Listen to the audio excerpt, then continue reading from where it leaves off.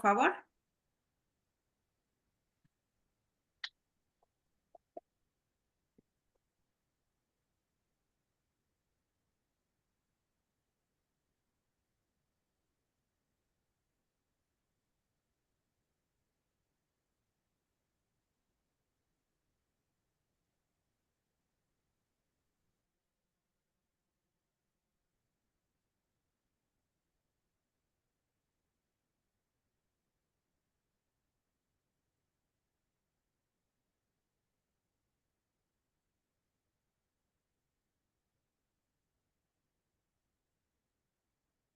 Bueno, pues vamos a iniciar. Hola, ¿qué tal? Buenas tardes a todos. Ya estamos en una transmisión más de estos programas especiales que se están desarrollando dentro de el programa de Derecho de Réplica. Recuerden que este programa de Derecho de Réplica es conducido por el doctor Arturo Castañeda y la maestra Denise Áviles, y que ahorita, por los momentos que estamos pasando de estas elecciones judiciales, les pedimos este espacio para poder estar platicando con quienes están como candidatos en esto que hemos denominado, mi querido Arturo, como camino a la elección judicial. Entonces, mi querido Arturo ha tenido a bien ceder estos espacios de tiempo, y hoy tenemos, mi querido Arturo, dos invitados. En unos minutos estará conectando quien falta, y hoy tenemos dos grandes invitados hablándonos de el camino a la elección judicial, por qué se postularon. Bueno, vamos a estar platicando con ellos respecto de toda su trayectoria profesional.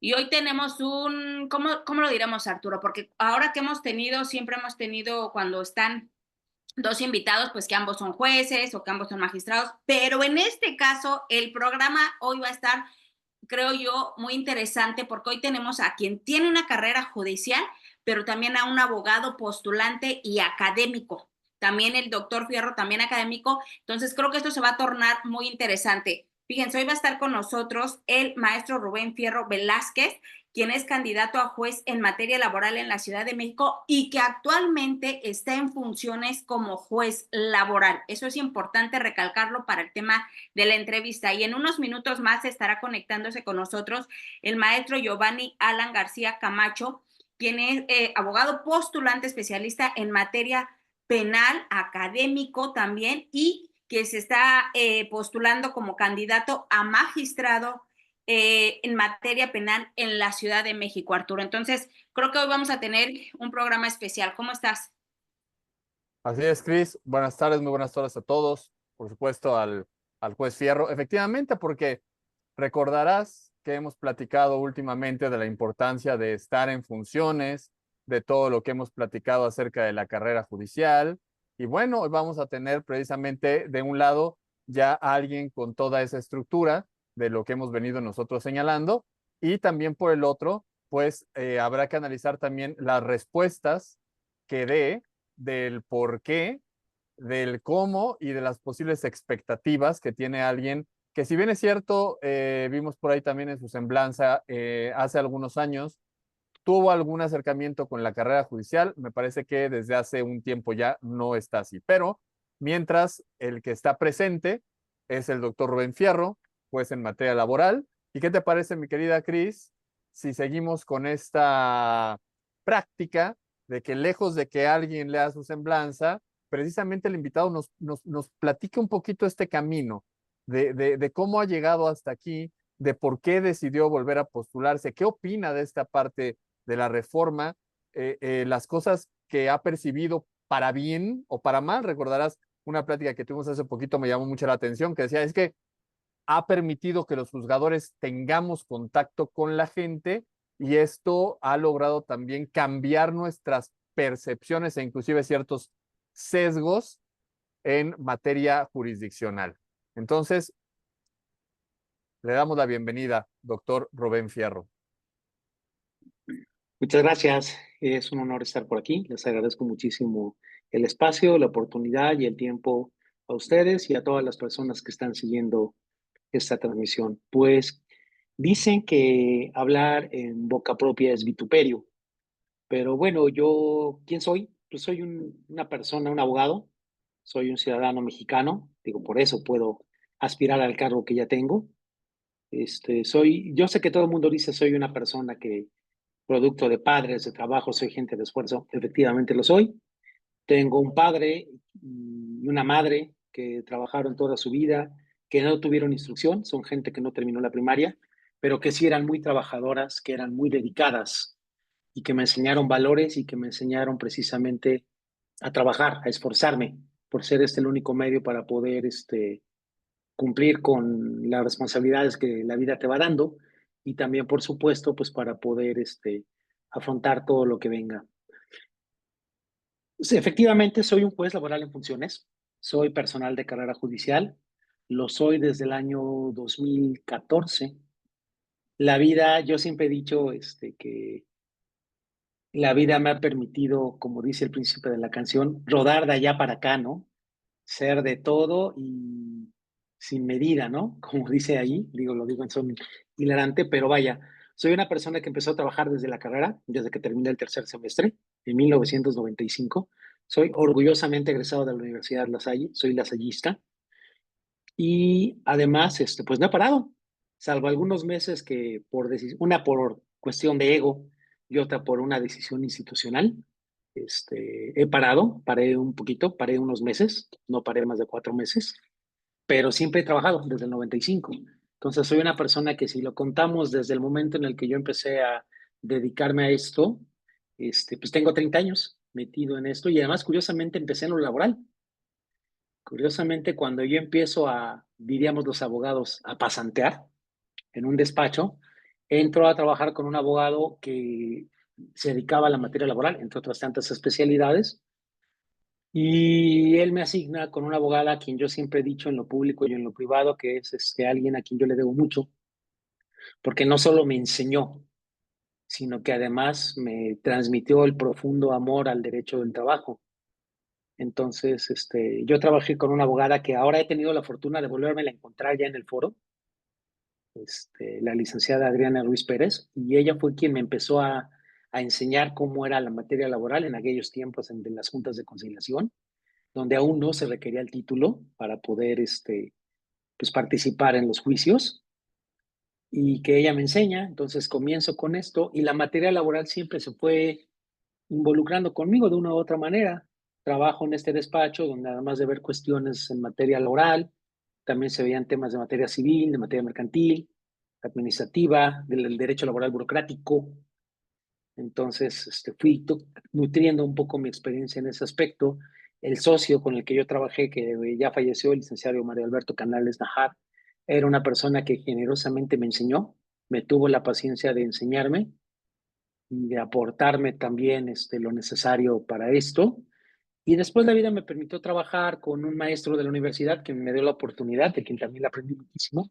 Ya también lamentablemente falleció, el licenciado Lorenzo Oropesa, y quien me brindó la confianza para hacer muchas cosas y me dio el apoyo necesario para ir creciendo, ya no ser tanto un pasante, sino más bien un jefe de pasantes, incluso un asociado de su despacho para los temas que veía y me permitió también involucrarme en otros temas. Él se dedicaba principalmente a la cobranza bancaria, era apoderado legal de varios grupos financieros.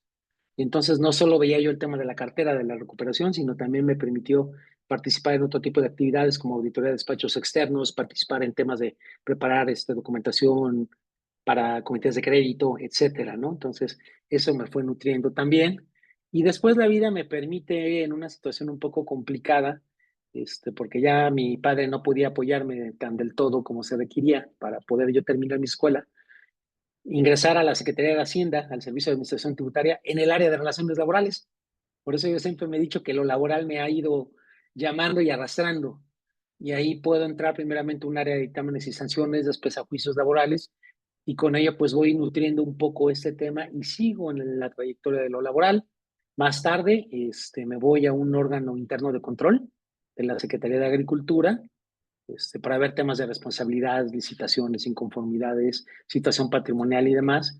Y con los pocos servidores públicos que había de base, pues cuando eran sancionados, pues lo primero que hacían, con independencia de agotar el litigio administrativo, pues también era demandar. Y pues como yo era el único que medio había visto algo del burocrático, córrele al tribunal, voy a ver el expediente, voy a ver lo que sea y todo. Ahí estuve un buen tiempo hasta que después se me da la oportunidad de pasar al sector privado nuevamente.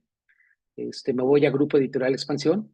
Expansión tiene tenía, porque ya no pertenece esta publicación al grupo editorial, tenía una publicación de consultoría jurídica, que seguramente ustedes la conocen, Maestra Cristi, IDC, Información Dinámica de Consulta. Creo que incluso Emily también estuvo colaborando con ellos. Yo era el encargado de lo laboral ahí, y en aquel momento yo también le daba un poco el soporte laboral al área de recursos humanos de la editorial.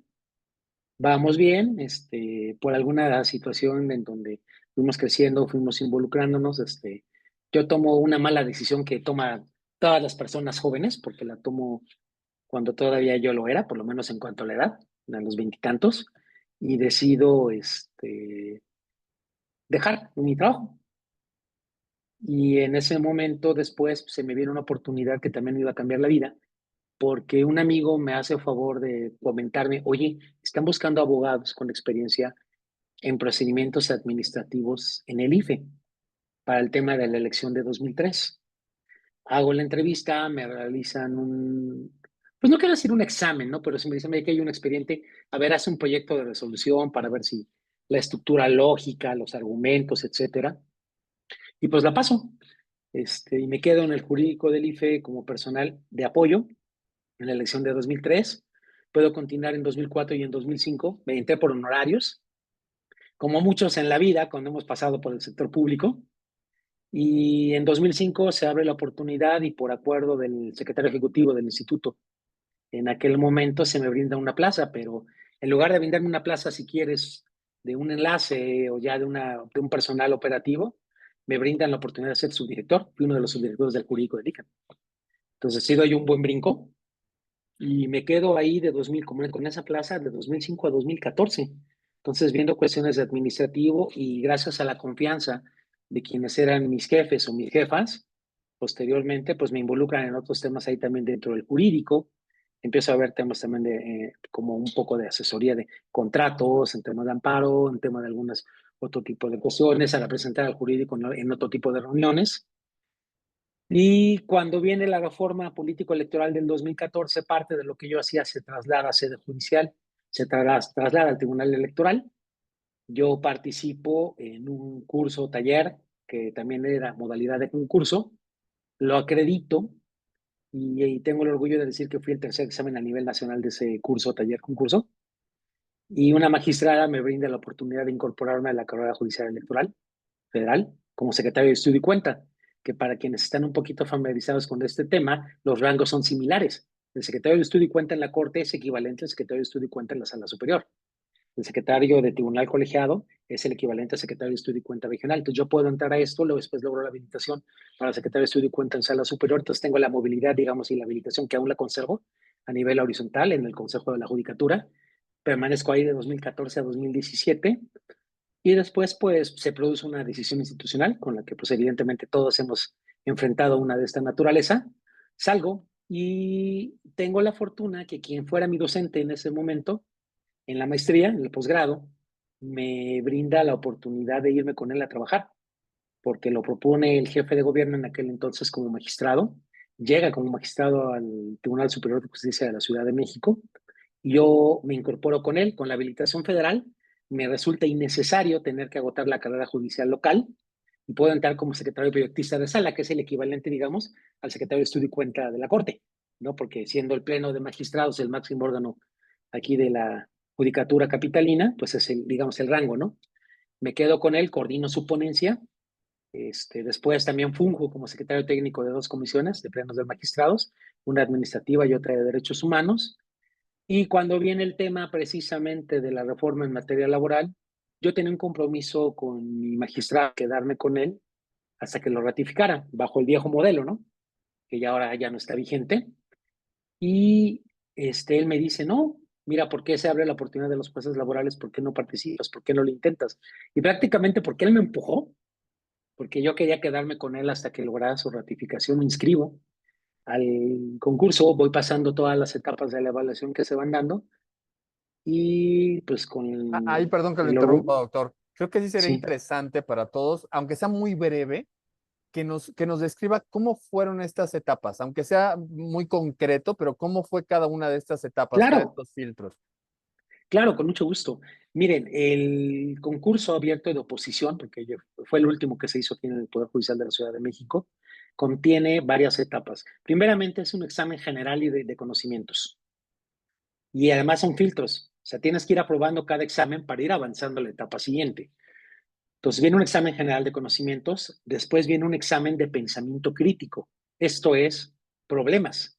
Nos dan problemas y contrarreloj evalúan tu capacidad para la toma de decisiones. Después de este examen, viene un examen también psicológico.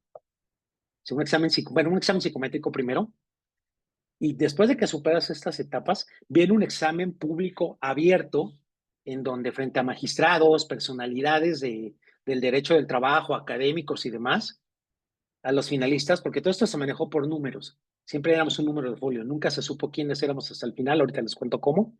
Y nos dieron un expediente, ¿no? Nos pasaron a una sala y nos dijeron, aquí está tu expediente. Tienes 15 minutos para verlo. Y toma notas. No podías pasar con leyes, no podías pasar con jurisprudencias, no podías pasar con nada.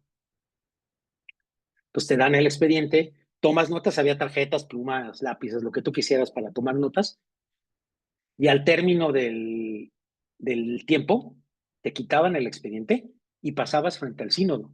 Y el sínodo te decía, díctame sentencia. Y ellos tomaban nota, te evaluaban y todo, y después de eso te preguntaban, pero las preguntas no solo se podían referir al expediente, se podían referir a cualquier tema relacionado con el mundo del derecho. Entonces, si bien hubo preguntas especializadas en función de la materia, también hubo preguntas de otro tipo. Por ejemplo, a mí, en el caso que yo tuve, por ejemplo, se refería a la nulidad de un convenio. Entonces, si bien es cierto, ahora ya hay jurisprudencia que nos dice al respecto que no es dable, porque en todo caso se tiene que combatir por amparo directo y todo, dijo, bueno, usted me habla de la teoría de las nulidades. Y en materia civil, ¿qué es la nulidad? La nulidad. ¿Cuáles son los tipos de nulidades que hay? ¿Cuáles son los requisitos? ¿Qué se puede hacer? Entonces, una pregunta de derecho civil, pero relacionada en este aspecto por un tema que se abordó de acuerdo a la característica del asunto y había que responderlo. Entonces, conviene precisar que además cada caso que nos dieron fue distinto para todos los finalistas. Y además nadie sabía cuál era el caso que nos iban a dar. Había un banco de reactivos, tenían ahora sí que los legajos armados y se sorteaban al inicio. Al aspirante yo fui, por ejemplo, el 102. Al 102 le toca el caso 27. Sacaban el 27 de la caja. Órale, vámonos. Entonces, no fueron los mismos casos para todos. Después de pasar esta evaluación, lo siguiente fue lo que llamaban una prueba de fama pública. ¿Qué significa esto? Finalmente, se dieron a conocer los nombres a nivel nacional de las personas que habíamos acreditado todas las etapas anteriores, para el efecto de que la sociedad pudiera opinar respecto de la idoneidad de la candidatura o bien el que aportaran elementos tendentes a decir no es una persona adecuada para el cargo por su honorabilidad, porque fue condenado, porque etcétera, y se tenía que aportar. Yo desconozco si hayan aportado algo negativo. Quiero pensar que fue positivo porque sí llegué a la final. Y después de esta situación, la última evaluación era una prueba psicológica con un psicólogo del tribunal que te hacía preguntas, entrevistas, diversas cuestiones y todo, y emitía un dictamen para ver si eras apto para el desempeño de la función. Finalmente, después de haber agotado esto, se entregó una lista al Consejo de la Judicatura con las calificaciones y el Consejo determinó quiénes fueron los finalistas, las personas que se designarían como finalistas. Con orgullo les puedo decir que de todo ese concurso yo fui el finalista número 1. Yo fui el más alto. Si no me creen, boletín No, judicial no, del no, 12 de no. mayo de 2022. Pueden googlearlo por ahí, pero No, vaya, sí Oiga, es no, una de las doctor. cosas que es una Y, satisfacción. y yo creo que trae jiribilla esta pregunta de mi querido Arturo de decir, a ver, cuéntenos todos estos filtros. La trae, ¿verdad, Arturo? claro, trae, pero es una jiribilla para bien, Exacto. porque en esta jiribilla para bien, me gustaría, como segunda parte de esa jiribilla para bien, ahorita antes de que Chris se lance con todos los cuestionamientos, con todo esto que pasó, con todo esto que daba una satisfacción, un orgullo llegar y decir, mira, llegué, ¿nos podría decir tres cosas no tan buenas de esta reforma judicial y 3 buenas? Ok, yo veo una principal preocupación por ser yo personal de carrera judicial, es precisamente que con el nuevo diseño, con el cual pues es derecho positivo, es derecho vigente y pues, lo tenemos que acatar, se está cortando la oportunidad de que las personas que van subiendo los peldaños de la carrera judicial puedan llegar a desempeñarse como personas juzgadoras. El sistema anterior se basaba en el mérito, en el conocimiento, en la evaluación y en la experiencia. Hoy día esos mecanismos ya no se tienen, o sea, pueden ellos ingresar a la carrera judicial, por ejemplo, aquí en la Ciudad de México, podrán ingresar al nivel de auxiliar judicial, ir subiendo, posteriormente ser secretarios conciliadores, secretarios actuarios, secretarios proyectistas, secretarios de acuerdos o secretarios instructores, ajá, secretario de estudio de proyectista de sala, por ejemplo, ¿no? Y los niveles homólogos, el auxiliar de salas, el auxiliar de constancias, etcétera. Pero van a llegar un momento en que lo más que van a poder alcanzar por mérito, por exámenes, por evaluaciones, es el ser parte del secretariado proyectista de sala.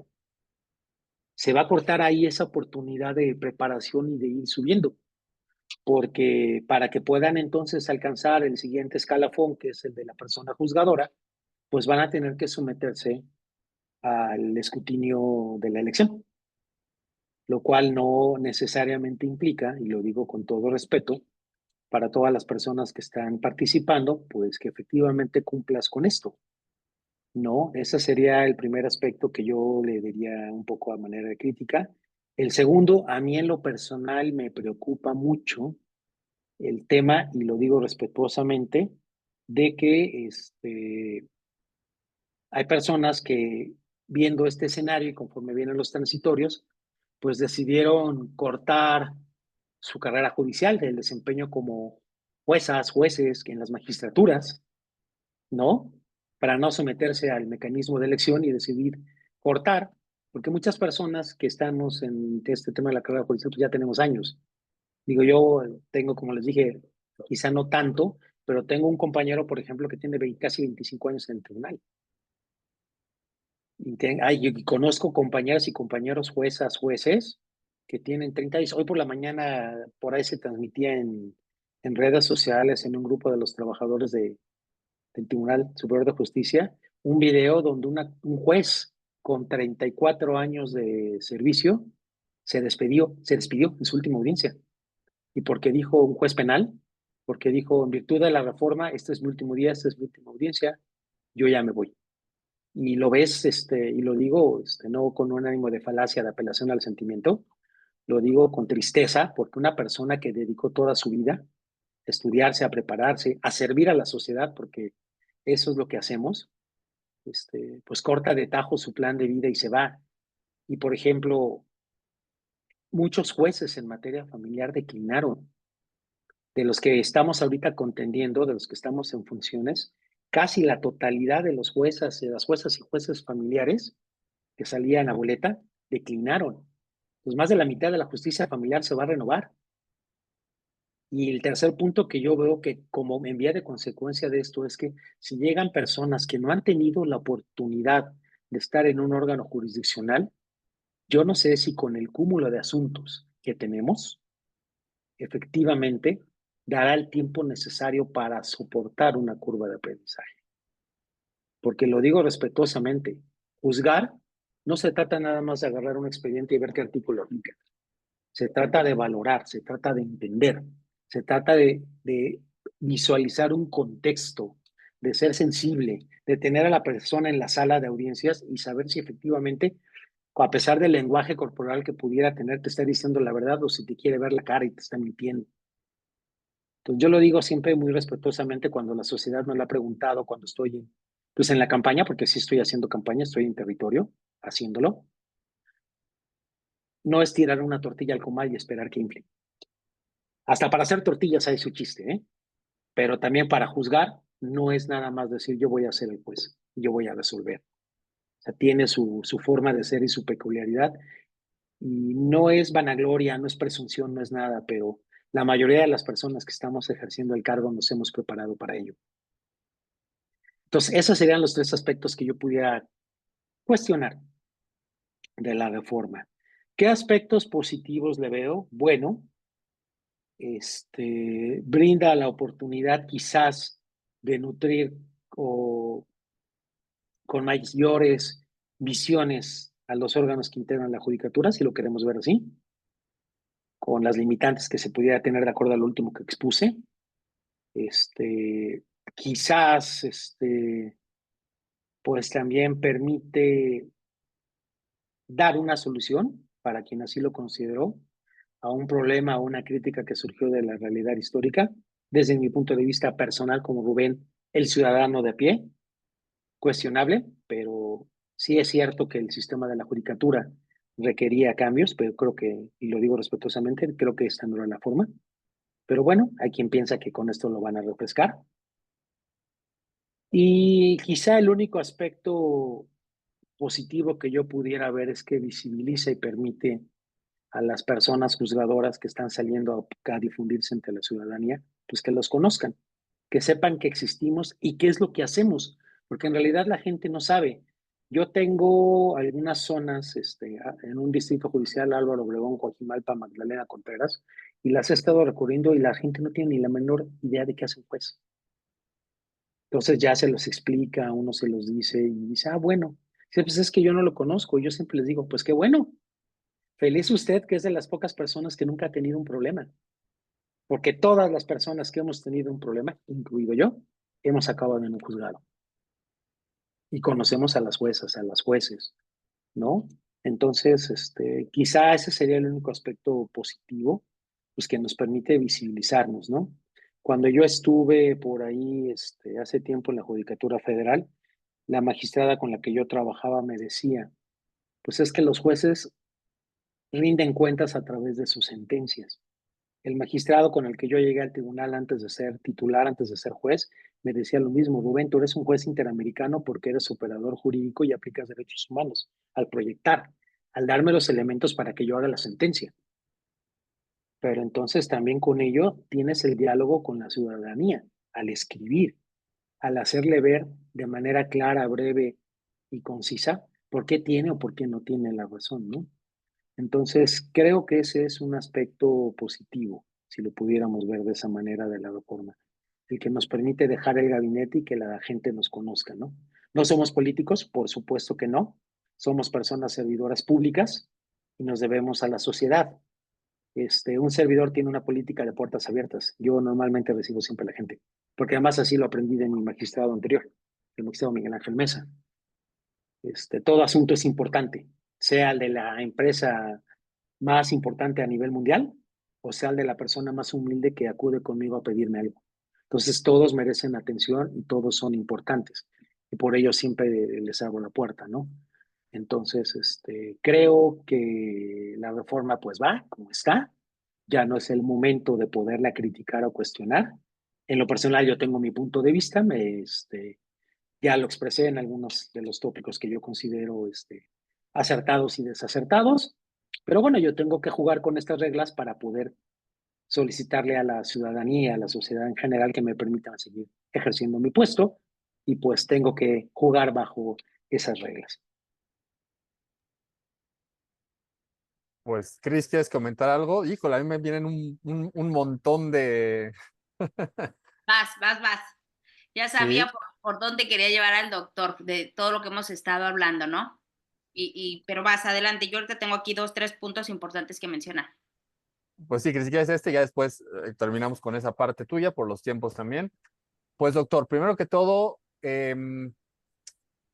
así como usted en su momento se pronunció sobre su opinión, pues afortunadamente nosotros siempre nos hemos pronunciado sobre esa opinión y por eso estamos haciendo estos programas para que se conozca la trayectoria, porque como usted lo dijo, olvidémonos nada más de los conocimientos que por supuesto son importantísimos, pero estos filtros psicológicos, estos filtros de aptitudes distintas al simple conocimiento jurídico, cuando llegue alguien y se enfrenta a estas circunstancias, es lo que nos causa algún temor. Siempre lo he dicho, de alguna u otra manera, por supuesto que no debemos estar cerrados porque es obvio, yo siempre he dicho, necesitábamos una reforma judicial, claro que sí, y lo reafirmo 500 veces o 1000 veces, pero no esta clase de reforma. No obstante, como bien lo señala, ya estamos aquí, no tenemos por qué quejarnos y hay que seguirlo manejando de la mejor manera.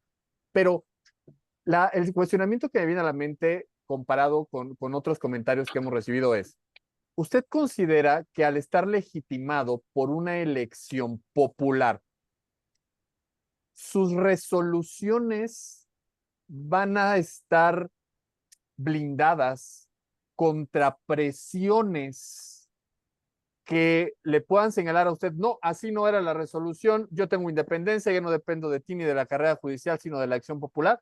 ¿O realmente todo va a seguir igual? ¿O si hay algún cambio, cómo lo ve usted? El mecanismo de designación que ahora surge a raíz de la elección popular, del voto popular, como dicen por ahí en los promocionales que están circulando, en modo alguno debe implicar desde mi perspectiva, y lo digo bajo mi más estricta responsabilidad, alguna afectación a los principios rectores de la función jurisdiccional. Un juez, una jueza, una magistratura tiene que ser independiente, tiene que ser imparcial. Parafraseando, no recuerdo qué ilustre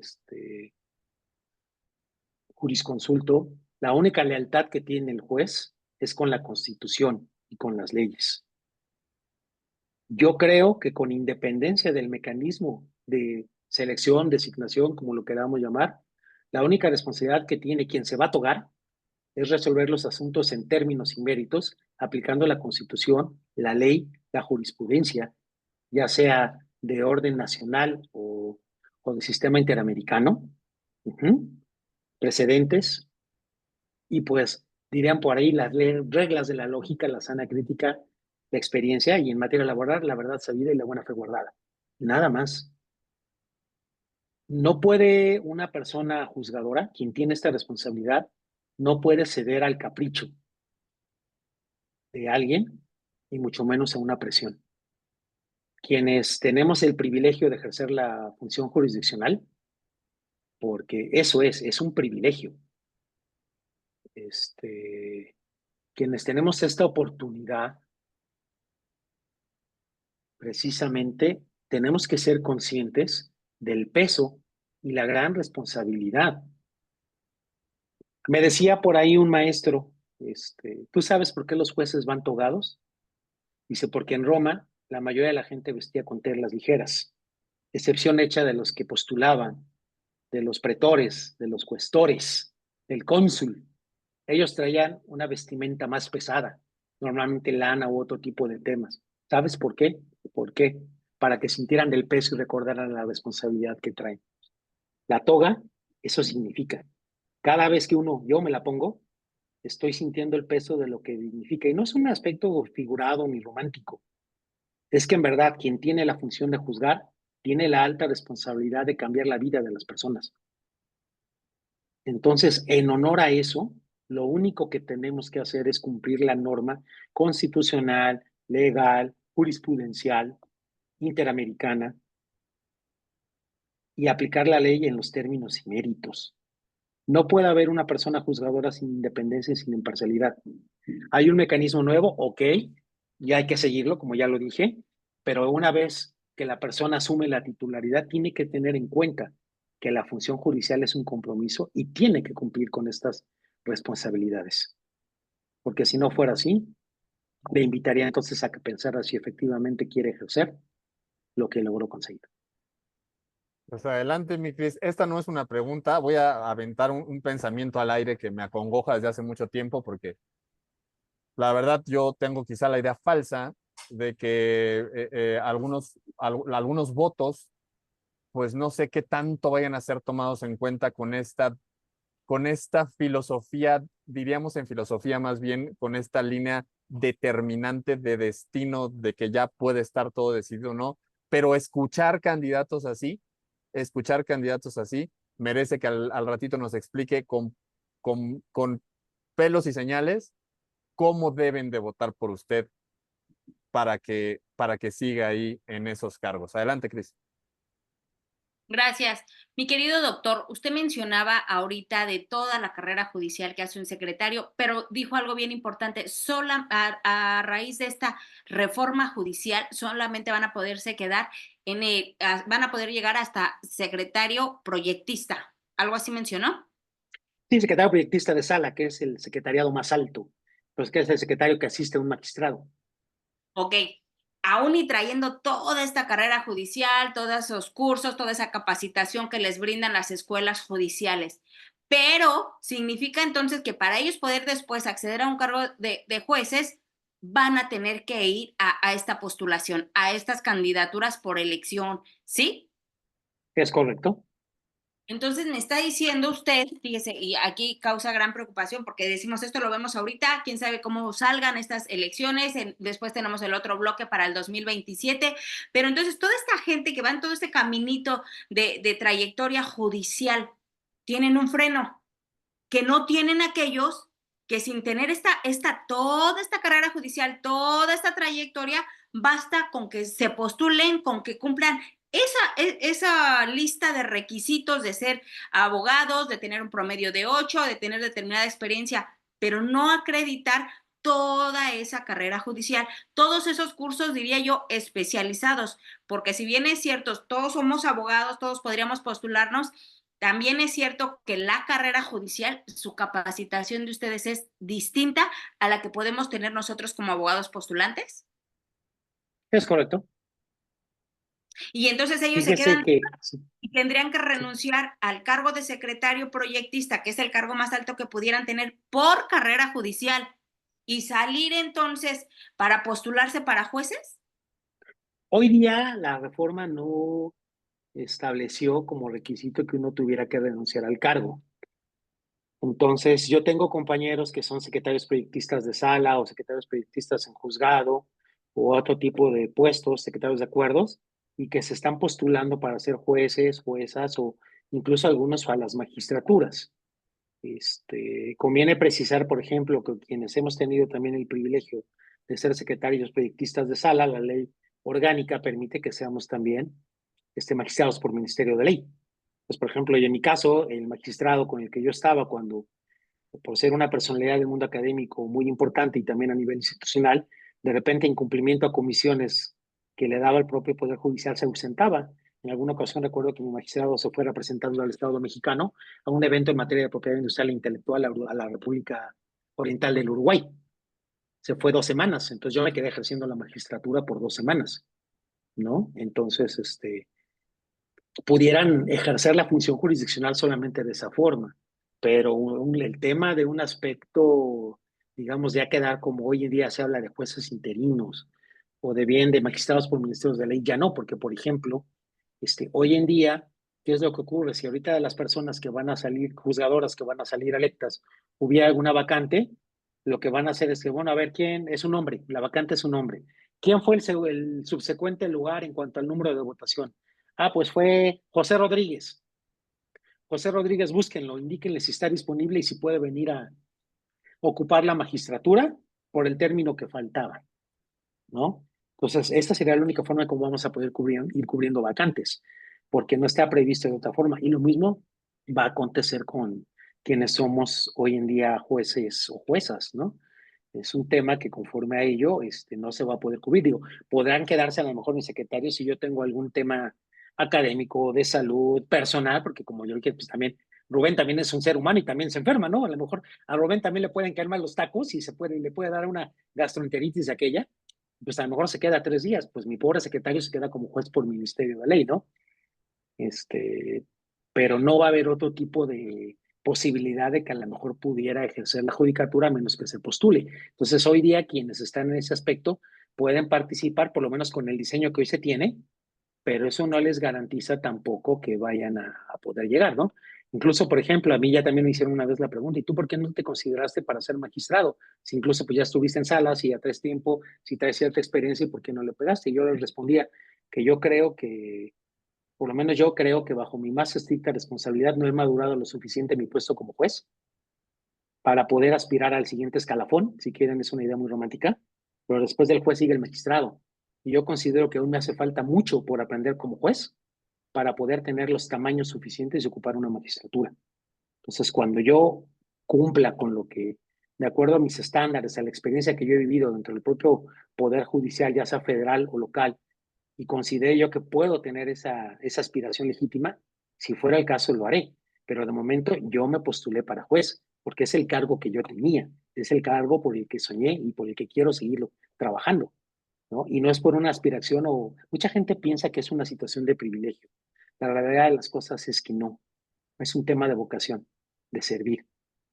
Y eso es lo que en lo personal yo creo. O sea, en mi caso es un tema de seguir sirviendo. Sí quiero seguir viviendo mi sueño era ser juez, pero quiero seguir sirviendo a a la sociedad y poner mi granito de arena desde donde estoy, ¿no? Y Ya es después que veremos qué sucede.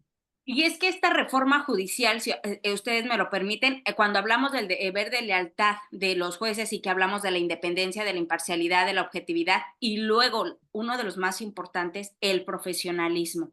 Ahorita, al no existir estos filtros que sí tienen ustedes para llegar a ser juzgadores, porque en esta reforma es que se postulen, que pasen, pero antes no existió un examen, no existió un filtro, no existió esa capacitación de prepararlos y después entonces sí, irlos filtrando, como dice usted, de 100 que fueran quedando menos y entonces sí los que fueran demostrando actitudes y aptitudes pudieran estar como candidatos. Estaríamos hablando, doctor, que aquí uno o varios de los principios de lealtad de un juzgador se está poniendo en peligro y lo comento porque usted hablaba de la curva de aprendizaje y ¿qué creen? La sociedad nos ha dado cuenta que quienes vamos a pagar esa curva de aprendizaje no es el gobierno, son los ciudadanos de a pie y en materia laboral, ¿de quién estamos hablando? Si Sí, nos es un referimos, tema sí, sensible. exacto, si nos referimos, por ejemplo, ahorita en específico a la materia de usted, esa curva de aprendizaje, ¿quién la va a pagar? No, y además, La antes de que sociedad. conteste el doctor Chris, lo que dijo, o sea, pudo haberme postulado para magistrado, pero Pero también esa todavía no dice. vocación, ¿no? El magistrado no tiene a la gente de la misma manera que la tiene un juez. Yo creo que esta parte va por ahí.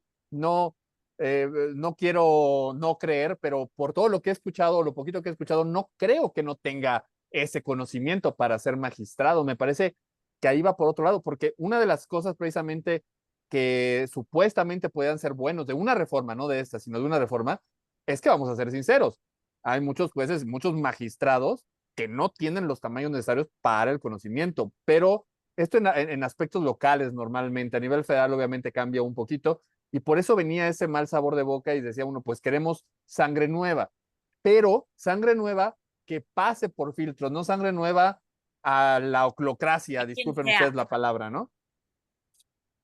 Pero disculpen, me quedo doctor, adelante, por favor, gracias. Sí, es un tema que yo creo que, como lo refería hace unos instantes, es uno de los peligros, si lo podemos llamar así, ¿no? O de las situaciones cuestionables que va a enfrentar esta reforma, ¿no? Al final del día, lo que se tiene que buscar es una debida impartición de justicia, porque además recordemos, la justicia es un servicio público y es una de las formas que además garantiza precisamente el normal desarrollo de cualquier sociedad y la debida interacción entre las personas, porque ya pasamos la etapa de la venganza privada, ¿no? O la venganza de sangre, ya no estamos en el elemento de la ley del talión. Hoy en día tenemos alguna diferencia y pues bueno, acudimos a la jurisdicción ordinaria, ¿no? Ya sea en sede judicial o bien ya la misma Corte ha dicho que también están los mecanismos alternativos que también forman parte de la jurisdicción ordinaria, ¿no? O del derecho de acceso a la justicia. Entonces, sí es un tema inquietante. Yo esperaría que en este tema precisamente del diseño que se tiene, pues ojalá que la ciudadanía también haga, digámoslo, su chamba y esté buscando la información necesaria, porque una de las características importantes del voto pues es que sea libre, universal, pero también informado. Entonces, en este aspecto Ahí de usted la... acaba de decir una palabra bien importante, que sea una elección informada.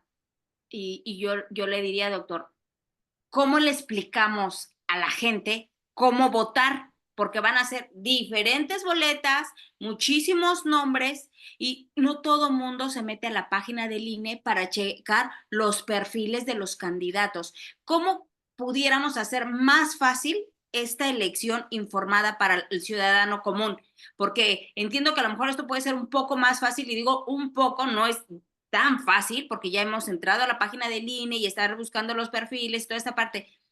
Pero imagínense el ciudadano de a pie que no conoce los perfiles profesionales de todos ustedes.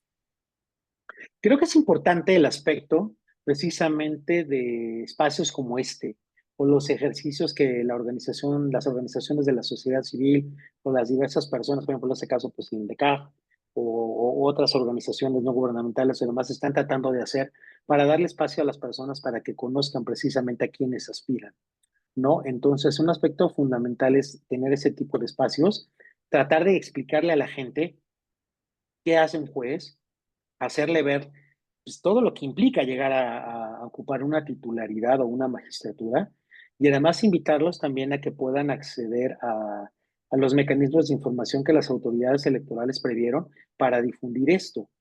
Yo entiendo que se optó por hacerlo a través del Internet, bajo el esquema de que, bueno, todo el mundo puede acceder al Internet, aun cuando, bueno, podríamos cuestionarnos efectivamente los temas de la brecha digital. Cierto es que el acceso a la red de redes es un derecho humano, pero bastaría preguntarnos si efectivamente todas las personas lo tienen pleno. Pero bueno, ese es otro tema.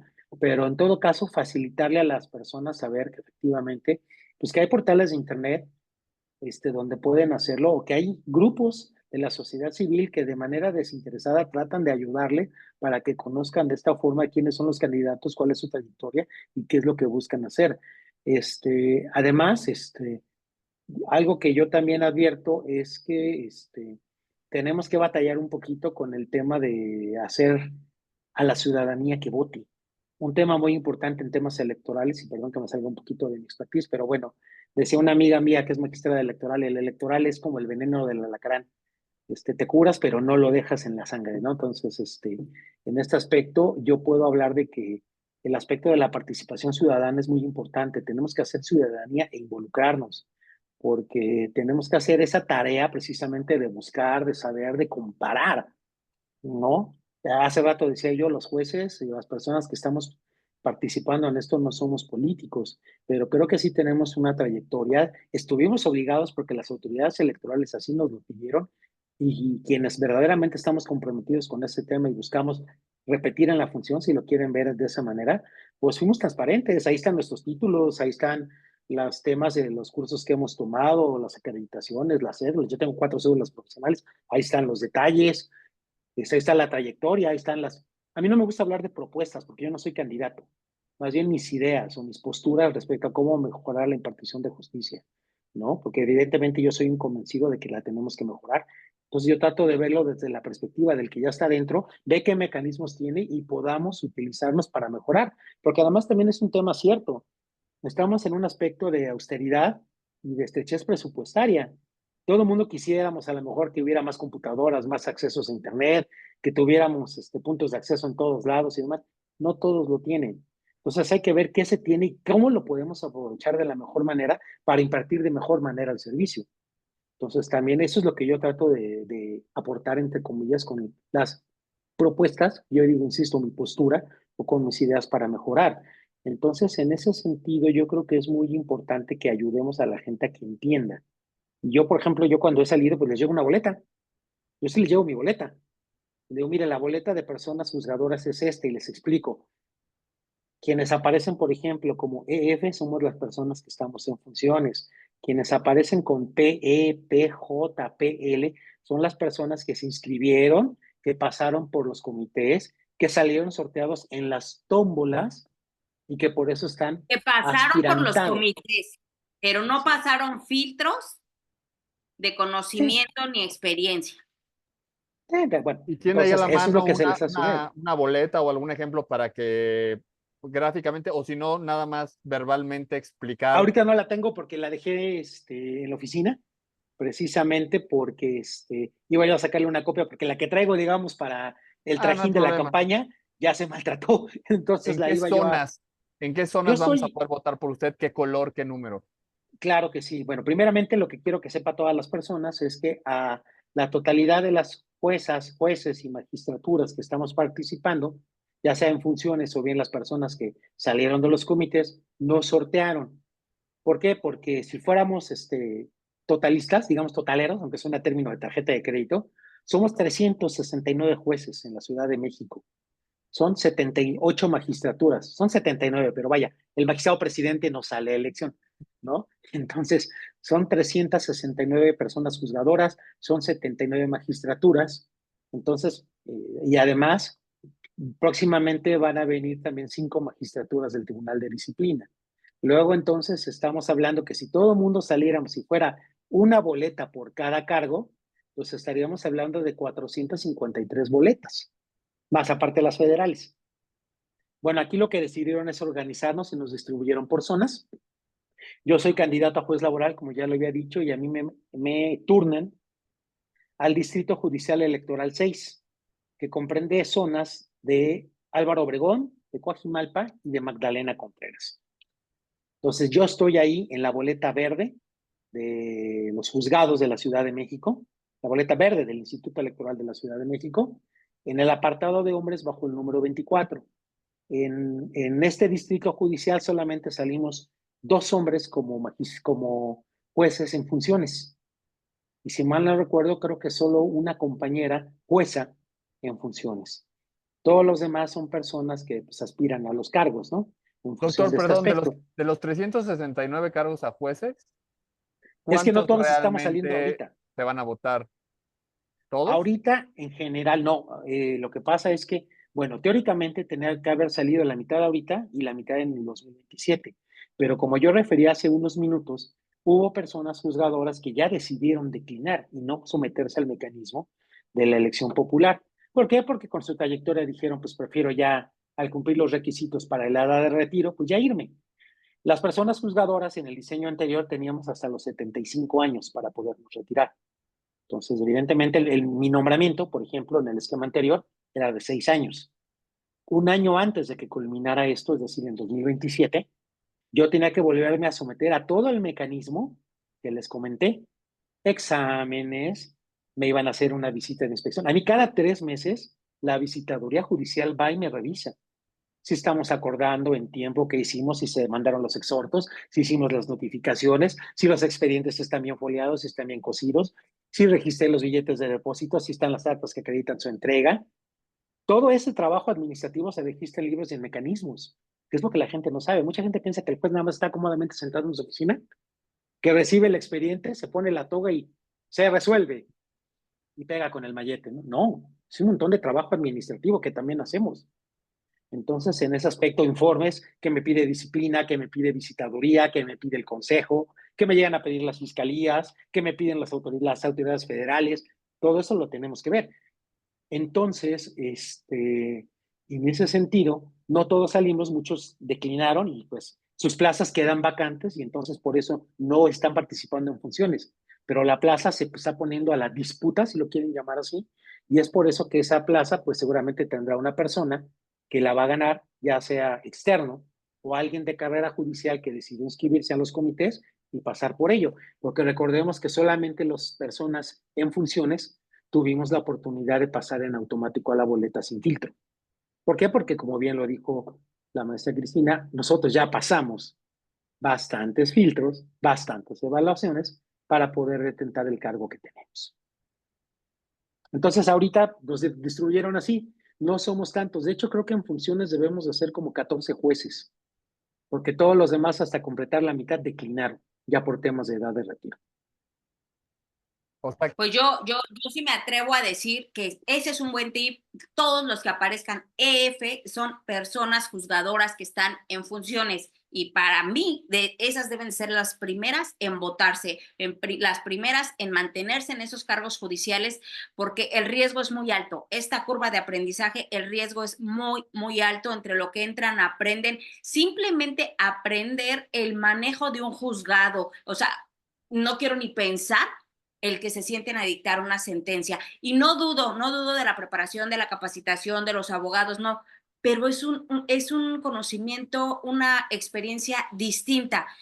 A lo mejor Arturo no estará de acuerdo, pero yo no me imagino, no sé si Arturo, yo por lo menos como abogada postulante, no me atrevería a llegar y sentarme a dictar una sentencia. O sea, no hay forma que lo hiciera, Arturo no lo sé, pero creo que es un buen tip. A todas las personas que tengan oportunidad de votar, yo los invito de verdad, y lo digo como abogada, lo digo como académica, con toda esta parte que trabajamos en INDECAC, y que muchos de los alumnos que forman parte siempre nos están pidiendo precisamente a los jueces para que les den clase, para que les transmitan esa experiencia, para que nos digan qué valoran, cómo lo valoran, cuál es su perspectiva judicial, en dónde estamos mal.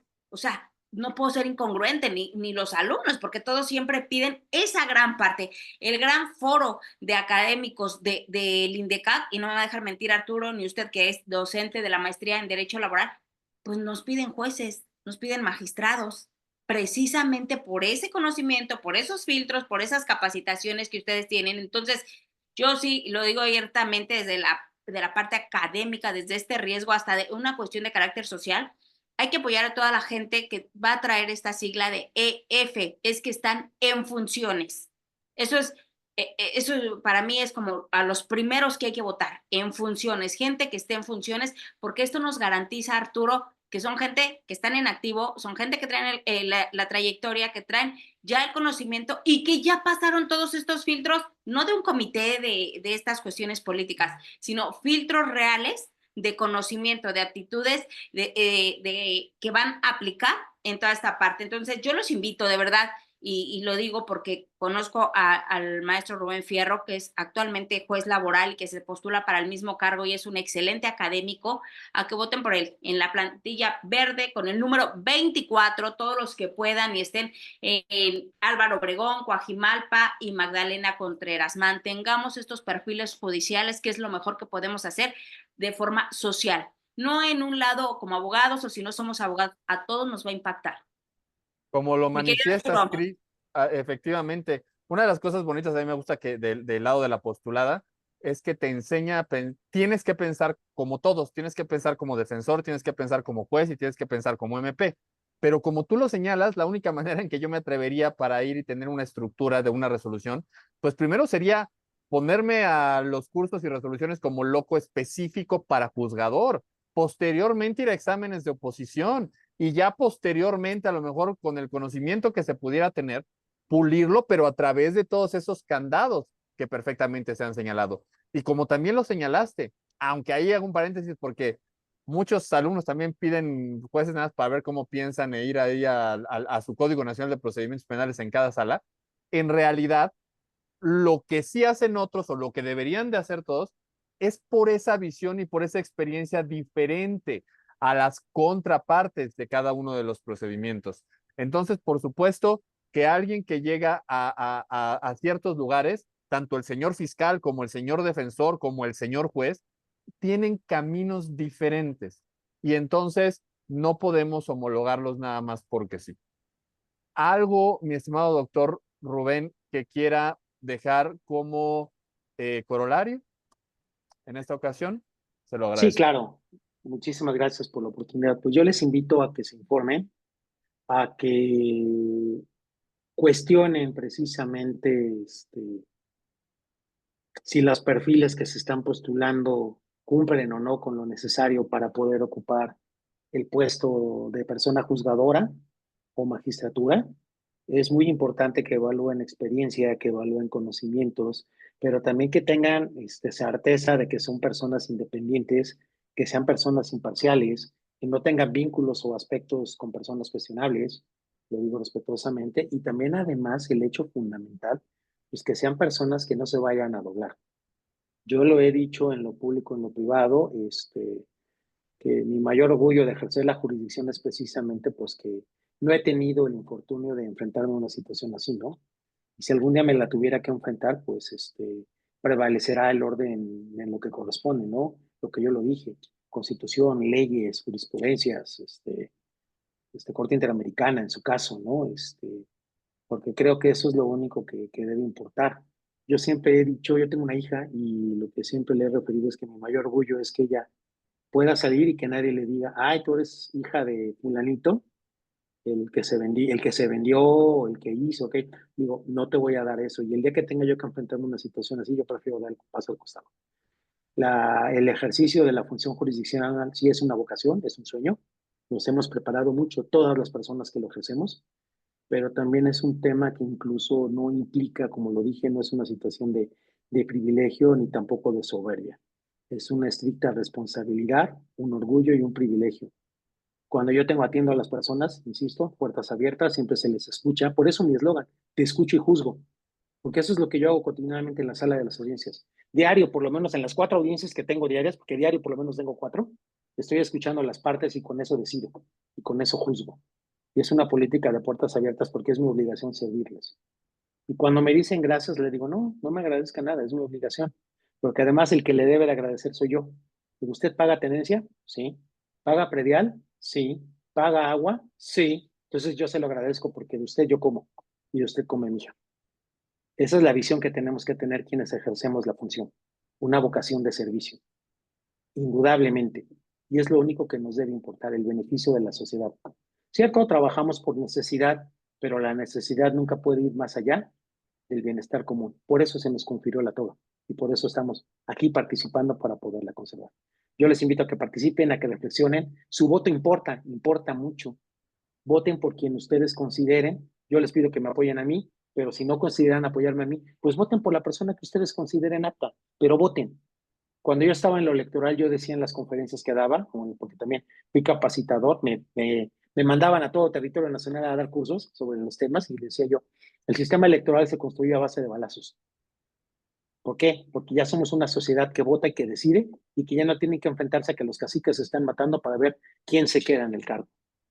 Es muy importante que lo valoremos. Entonces, valoremos la importancia del voto, con independencia de que estemos o no estemos de acuerdo, con opciones, con propuestas o algo, hay que ejercerlo, porque es la única forma en que podemos precisamente hacer ciudadanía y después exigir resultados. Y si la persona a quien se le elige no resulta apta, pues hagamos lo necesario para exigirle que cumpla. Y si no cumple, en el caso de quienes estamos participando en esto, se supone que en el 2033, si queremos preservarnos, tendremos que someternos al mismo mecanismo. Pues llegará hora entonces de que paguemos las facturas pendientes, si tuviéramos alguna, para poder seguir en el cargo. Yo con esto concluiría, les agradezco mucho, en verdad, el espacio. Les agradezco también la oportunidad a quienes estén en Álvaro Obregón, Coajimalpa, Contreras. Les invito a que me conozcan en la página del Instituto Electoral de la Ciudad de México. Búsquenme, Distrito Judicial Electoral 6. Ahí está la cédula de mi candidatura, mi currículum, mi experiencia. No quiero llenar, decir que yo he estudiado A, B, C, que tengo tales diplomados, que tengo. Véanlos ahí están. Creo que habla un poquito más lo que he podido platicar a Olgo. Me dicen, oiga, ¿y usted cómo hace su trabajo? Pues no sé, pero mire, yo doy la cara por un equipo profesional y dedicado que está detrás y que me respalda. Lo que yo pudiera decirles es que hemos dictado más de 300 sentencias en el tiempo que llevo ejerciendo la jurisdicción y no llego a la decena de amparos concedidos. Creo que eso habla de la calidad del trabajo que tenemos. Entonces, Muchas gracias. Y antes de terminar, sí quisiera comentar esta parte porque aun y cuando son secretarios traen trayectoria judicial, Arturo. Comenta Alma Adriana Villanueva Madrid. Dice, en los órganos jurisdiccionales federales, ojo, federales, los EF, que significa en funciones, no siempre son precisamente los titulares, sino secretarios encargados porque no había titular y desgraciadamente, o sea, en ese momento ese juzgado no tenía un titular y estaba, como dijo el doctor, ese secretario estaba en funciones, probablemente magistrado o de juez de distrito, no lo sé. Dice, no había titular y desgraciadamente habemos otras personas que sí somos titulares y que al postularnos en el comité del Poder Judicial no aparecemos en funciones precisamente porque vamos a otra ciudad o a otro órgano jurisdiccional. Pero yo me atrevería a decir, Arturo, ahí si es un secretario proyectista, creo que cumple el perfil también. Sí, pero más Para bien que nos diga Alma cómo reconocemos o si hay forma de reconocer a esas personas que no están en funciones o que no se señala, pero que son secretarios. Porque la única manera pues sería entrando a los perfiles del INE para que sepan las personas, ¿no? Así es, es que esos son tips importantes que nos tienen que dar ustedes que están detrás, por eso le preguntábamos, ¿usted sí va a aparecer en su planilla, en la planilla verde, en el número 24, en el Álvaro Obregón, Coajimalpa, Magdalena Contreras, con el nombre del doctor, del maestro Rubén Fierro, EF en funciones, ¿no? Así es. Y mi querido doctor, yo creo que, dice Cari Martínez, me dicen en redes sociales que ellos van a aparecer con las siglas de PJ. ¿Arturo? No, pero esa parte de PJ es más bien por quién los postularon, ¿no? Poder judicial, poder ejecutivo, Exacto. poder legislativo. Eh, la pregunta Yo me sería, iría todos por los los que que vengan digan en... PJ y EF, que son en funciones y Poder Judicial, ¿no? Que Ok. significa que forman parte del Poder Judicial, doctor. O La no mayoría de las necesariamente. personas, la mayoría de las personas que están en los puestos de carrera judicial y que decidieron inscribirse, como lo dije, para participar y aspirar a ser jueces o magistrados, se inscribieron precisamente en los comités del Poder Judicial, aunque también hubo otras personas que se inscribieron en diversos comités. Por ejemplo, yo recuerdo elegí a una persona que se inscribió para la Sala Superior del Tribunal Electoral del Poder Judicial de la Federación.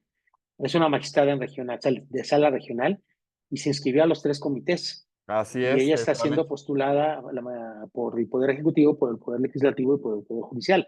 Entonces, por eso decía yo que la importancia de tratar de saber, pues ahora sí que quién es quién, aunque sea la copia del eslogan de la Profeco, quiénes tienen, y pues valorar experiencia, trayectoria, currículo, porque efectivamente esto, como lo dije al inicio, requiere cierta capacitación o cierta especialización, pero tampoco estamos cerrados para que lleguen personalidades que a lo mejor han sido ajenas y que pueden dar un gran aporte. Por ejemplo, el ministro Cosío era un gran académico, no había tenido participación en la carrera judicial y creo que ninguno de nosotros podría cuestionar el gran papel que hizo en Pino Suárez número 2.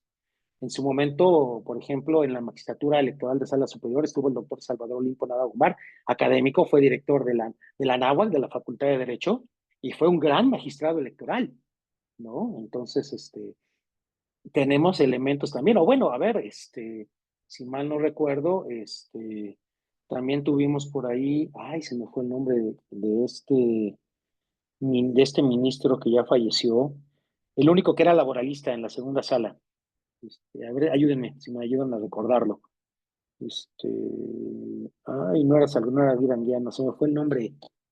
Bueno, Franco también o sea, llegó de afuera, estuvo en el IMSS y todo esto, y fue un gran ministro, un gran laboralista, pero antes de él había otro que también estaba ahí Pero también y la que ya forma de llegar falleció. a los ministros más bien a las salas era un poquito diferente. Y como siempre lo hemos dicho, no negamos que hay excepciones, pero normalmente esas formas de llegar nos han traído más decepciones que cosas buenas. Sí deberíamos bueno, debería después de analizarse alguna forma, ya que todo esto está en camino, para que sí lleguen otro tipo de personas, pero pues también con ciertas calidades, ¿no? Pero lo importante aquí me parece es lo que ha quedado señalado. Por favor, entren para informarse un poquito más. Y pues muchísimas gracias por estar aquí, querido juez, y a los demás por acompañarnos también. No, hombre, gracias a ustedes por el espacio. Y le voy a compartir la liga para que vea todos los comentarios. Tuvo muy buenos comentarios durante esta transmisión en las redes sociales. Siguen comentando. Ahí nada más voy a dejar el comentario de Cari Martínez. Dice, el Comité del Poder Judicial fue el único que estableció como requisito el examen para acceder al cargo. Entonces, eso es importante. Votemos por la gente que está en funciones porque es un bienestar de carácter social. No es un tema de abogados nada más, es una cuestión de generalidad. Entonces, recuerden que el próximo domingo 1 de junio va a estar el maestro Rubén Fierro en la planilla verde con el número 24 y esto corresponde a Álvaro Obregón, Coajimalpa y Magdalena Contreras. De verdad, doctor, le deseamos todo el éxito y que siga usted conservando este cargo que también desempeña como juez en materia laboral aquí en la Ciudad de México. Muchas gracias por sus buenos deseos y yo me reitero a sus órdenes. Muchísimas gracias. Gracias, Arturo. Hombre, gracias, Cris, síguete la Luego, pasando bien. el viernes a las 18 horas vamos a tener como invitada, seguramente la conoce, a la maestra Brisa Albores. Ella también fue Claro, distrito en materia laboral, ahorita está con licencia porque ella está postulándose para candidata magistrada mixta, porque ella va para la materia penal y la materia laboral en Oaxaca. Entonces vamos a tener una excelente plática también con ella este próximo viernes a las 6 de la tarde como candidata y nos va a hablar de todo esto. Los esperamos el próximo viernes. Muchísimas gracias, doctor. Gracias, Arturo. gracias a todos. Hasta luego. Hasta luego. Gracias.